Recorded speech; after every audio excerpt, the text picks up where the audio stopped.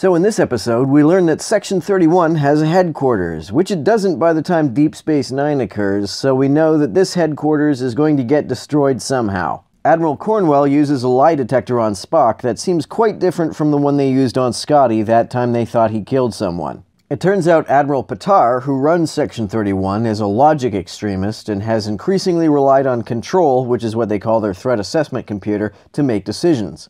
Spock notes that the signals that are associated with the Red Angel don't always appear with the Red Angel. Maybe the signals are there to lure Discovery to the places that the Red Angel needs it to go. Also, Spock and Burnham seem to be having this weird competition over who should feel guiltier. Michael blames herself for her parents' death when she shouldn't, and also assumes that the logic extremists were trying to kill her, while Spock thinks they were trying to kill him, and thus he was the real danger to their family. It turns out that Admiral Cornwell sent the Enterprise on an exploratory mission during the war with the Klingons so the best of Starfleet would survive if the war happened to be lost. That's what she says anyway. Pike seems to think that it was because she knew he would nag her about ethical warfare tactics the whole time. He probably would have had a problem with the plan to destroy all of Kronos. So it turns out Control is trying to improve its own intelligence by taking information about AI from the Sphere via Arium. It shut down life support on Section 31 headquarters and killed all the admirals in charge. It also forged the footage of Spock killing his doctors, probably because it knew that the Red Angel warned him of its plans. It wanted to become as intelligent as possible, then it would be strategically unstoppable. It probably sought to destroy all life in the galaxy because that way it could never be outmaneuvered.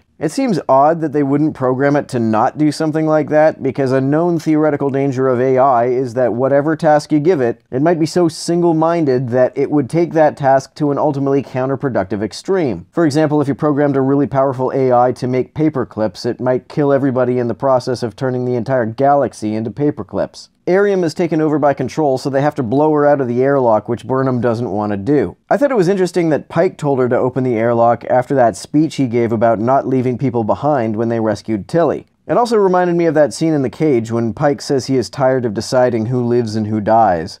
When Non looked like she had lost consciousness, I thought she had just died, so I was surprised when she eventually opened the airlock and jettisoned Arium. Maybe the reason Section 31 doesn't have a headquarters by the late 24th century is because it was destroyed in this episode and they just decided not to bother building another one. Or maybe this incident needed to be kept extra secret in order to prevent some other AI from trying the same thing.